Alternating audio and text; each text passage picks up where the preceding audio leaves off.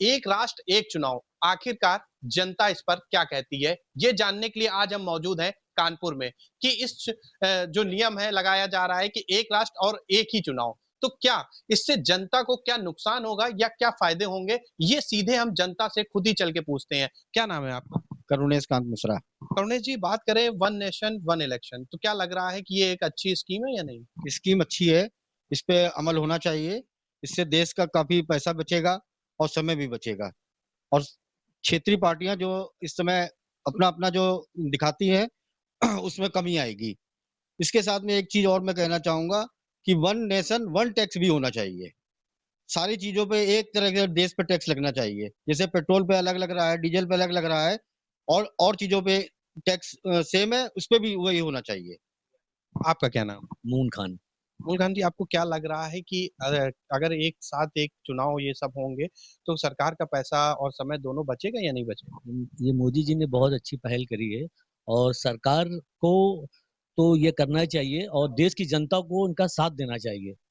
क्योंकि जो उन्होंने पहल करी है, वन इलेक्शन, वन नेशन जो इलेक्शन जो बता रहे हैं, ये कंप्लीट होना चाहिए और कोई इसका विरोध ना करे। आपका क्या नाम है? मोहित पांडे। आपको क्या लग रहा है कि जिस तरीके से सरकार ने पूरा प्लान बनाया हुआ है, एक रोड मैप तैयार कर लिया है अगर देखा जाए कि वन नेशन वन इलेक्शन, तो क्या लग रहा है ये जनता के हित में कैसा फैसला होगा? देखिए, ये केवल सरकार की बात नहीं है। जो नीति आयोग है भारत का, उसने भी इसके ऊपर काफ़ी रिसर्च की। जो इलेक्शन कमीशन ऑफ इंडिया है, जो एक स्वायत्त संस्था है, उसने भी इस पर रिसर्च की है। इसके साथ-साथ जो पूर्व राष्ट्रपति कोविंद जी हैं, उनके अध्यक्षता में एक कमेटी भी बनी हाई लेवल की। उसने भी इसके ऊपर अध्ययन किया और जो लॉ कमीशन है भारत का, उसने भी इस पर अध्ययन किया। तो जब ये अध्ययन किया तो उन्होंने पाया कि एक राष्ट्र एक चुनाव बहुत आवश्यक है। कई कई बिंदु हैं इसमें। देखिए, मैं जल्दी-जल्दी 4-5 बिंदु बता देता हूँ। पहली चीज़ कि जब अलग-अलग चुनाव होता है लोकसभा का और विधानसभा का, यानी कि केंद्र सरकार का आम चुनाव और जो प्रदेश सरकार का होता है, तो पूरी-पूरी एक पैरेलल व्यवस्था करनी पड़ती है। और पैरेलल व्यवस्था में कौन आते हैं? देखिए, जो इलेक्शन कमीशन है उसके पास बहुत एम्प्लॉइज़ नहीं है। जो इलेक्शन का ढांचा होता है, इलेक्शन जब कराए जाते हैं तो उसमें जो राज्यों के ही और केंद्र सरकार के जो एम्प्लॉइज़ होते हैं, टीचर्स हैं, इन लोगों की ड्यूटी लगती है उस इलेक्शन में। तो आप सोचिए कितना बड़ा सेटअप, इतना बड़ा देश है, 3-3 महीने, 4-4 महीने चुनाव चलते हैं। अभी हमने देखा बंगाल में चुनाव हो रहा था, तो आप देखिए कितना ज़्यादा सुरक्षा बल लगाना पड़ा वहाँ पर निष्पक्ष चुनाव कराने के लिए। तो ये अगर एक ही साथ वहाँ पर लोकसभा का भी हो जाता, विधानसभा का भी हो जाता, तो ये एक ही खर्चे में दोनों चुनाव हो जाते। दूसरी बात, जब मॉडल कोड ऑफ कंडक्ट लगता है, तो उस समय आप कोई नीतिगत बड़े निर्णय ले नहीं सकते। पता चला 4 साल के लिए हर साल, क्योंकि कहीं न कहीं चुनाव है, तो पता चला कि 4 महीने के लिए आपकी उन योजनाओं पर रोक लगी हुई है। इसके बाद चुनावी जो इलेक्शन पार्टीज़ हैं, उनके ऊपर बड़ा बोझ रहता है।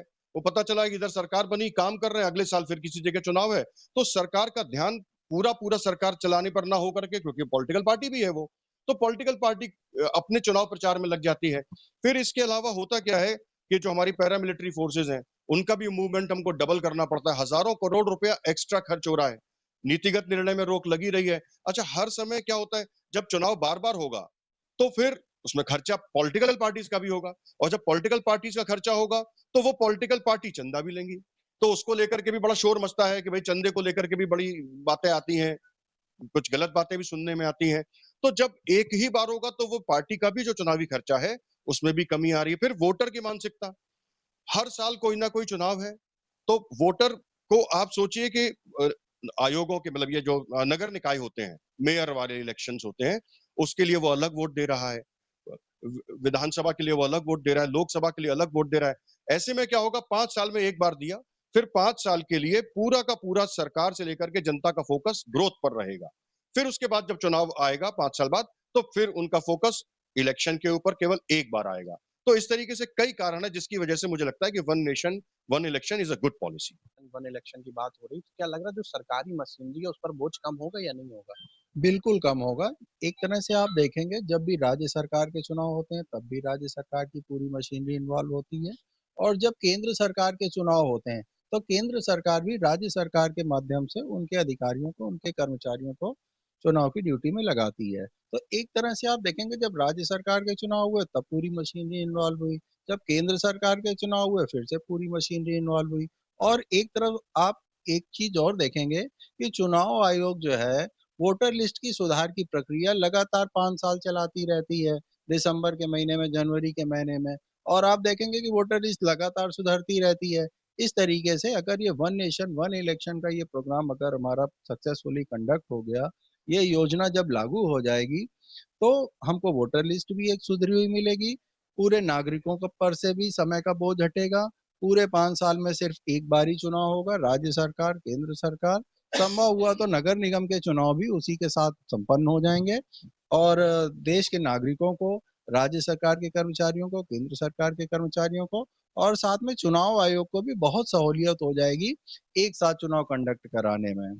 क्या लगा है कि इससे वोटिंग परसेंटेज में भी कुछ उतार-चढ़ाव देखने को मिलेगा या नहीं? डेफिनेटली बहुत अच्छा सवाल आपने किया। वोटिंग परसेंटेज आप कह सकते हैं, बहुत सारे जो हमारे नागरिक होते हैं, दूसरे शहरों में जाकर जॉब करते हैं। वो हो सकता है केंद्र सरकार के चुनाव में तो वोट करने आ जाते हैं और राज्य सरकार के चुनाव में वो एब्सेंट रह जाते हो, जिससे कि हमारा वोटिंग परसेंटेज गिर जाता हो। तो ऐसे में क्या होगा कि वो एक बार आएँगे, लेकिन हमारा वोटिंग परसेंटेज उससे बढ़ेगा 80%, 85%, 90% तक भी पहुँच सकता है। लेकिन वो नागरिक हमारा नोएडा से, दिल्ली से, पुणे से, बैंगलोर से, हमारे युवा एक बार आएँगे, लेकिन वो केंद्र सरकार, राज्य सरकार, संभव हुआ तो नगर निगम के चुनाव में भी एक साथ वोटिंग करके जाएँगे, हमारा वोटिंग परसेंटेज बिल्कुल ऊपर जाएगा। भैया भैया आपका क्या नाम है? विवेक पांडे। विवेक जी, अगर बात करें कि आपको ये लग रहा है कि जिस तरीके से वन इलेक्शन वन नेशन की बात हो रही है, तो ये मतलब जनता के हित में होगा? वन नेशन वन इलेक्शन होना तो चाहिए, बट इस टाइम नहीं होना चाहिए, क्योंकि इस टाइम फेयर चुनाव ही नहीं हो रहे, तो वन नेशन वन इलेक्शन करके भी क्या कर लेंगे? वोट चोरी यहाँ 10 बार करनी पड़ती है, वहाँ 1 बार करनी पड़ेगी, तो उनको मेहनत कम पड़ेगी ना। तो इस टाइम नहीं होना चाहिए। होना चाहिए 10 साल से पहले सवाल आता तो अच्छा होता। अभी क्या है ना, मीडिया सवाल पूछने आती है जब उनको लगता है क्योंकि बीजेपी के पक्ष में है। वन नेशन वन इलेक्शन पूछने के लिए तब आप लोग आए हैं पूछने। अब जब डीजल नहीं मिल रहा तब कोई पूछने नहीं आया था, गैस नहीं मिल रही तब कोई पूछने नहीं आया था। वन नेशन वन इलेक्शन होना चाहिए, लेकिन 10 साल पहले।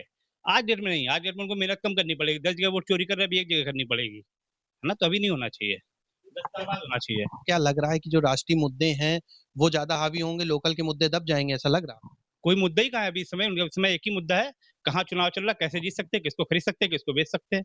मुद्दा इस समय देश में एक ही है, और कोई मुद्दा है ही कहाँ? किसने कहा था कि आप वो पेट्रोल लागू करो, किसी ने कहा? नहीं कहा। लागू हुआ ना, तो हमारे चाहने के समय हो कहाँ रहा कुछ? हो तो वही रहा जो आप लोग चाह रहे हैं, जो सरकार चाह रही।